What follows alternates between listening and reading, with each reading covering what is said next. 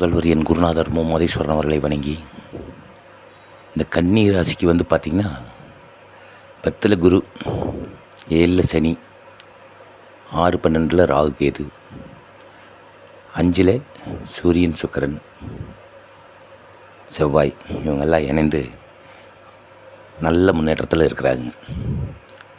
அப்போ என்னென்னு கேட்டிங்கன்னா, இந்த 10ல் இருக்கிற குரு உயர் பதவியில் கொடுப்பாருங்க, ப்ரொமோட் கொடுத்துருவாருங்க, வீடு இல்லாதவங்களுக்கு வீடு கொடுத்துருவாருங்க.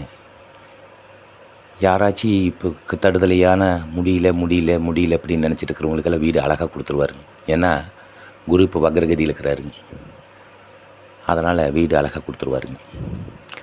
7ல் இந்த ராசிக்கு வந்து 7ல் சனி நின்னார்னா கண்டக சனி நடப்பில் இருக்குதுன்னு சொல்லுவாங்க. அதனால் நீங்கள் கண்டக சனி நடப்பில் இருக்கிறனால நீங்கள் குச்சனூர் ஒரு ரேட்டு போயிட்டு வரலாம்.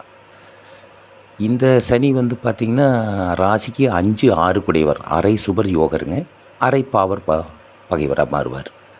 அப்போ அவர் 7ல் வந்துருந்தாருன்னா தாரதோஷத்தை கொடுப்பாருங்க. அப்போ தாரதோஷத்தை கொடுத்தாலும் 7 கூடிய குரு வக்ரகதியில் உட்காந்துருக்கறனால நல்ல பலன்கள் கொடுப்பார். இந்த ராசிக்கு வந்து கெட்டவராக இருந்தாலும் குரு மதில் மேல் போன மாதிரி உட்காந்துக்குவாருங்க. அதனால் நல்ல பலன்களை மட்டும் இப்போது குரு பகவான் கொடுப்பாருங்க.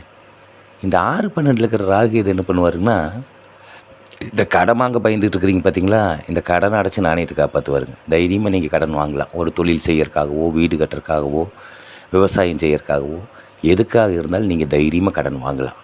உங்கள் கடன் எல்லாம் கட்டி நாணயத்தை காப்பாற்றி கொடுப்பாருங்க. நீங்கள் பயப்பட வேண்டிய அவசியமே இல்லைங்க.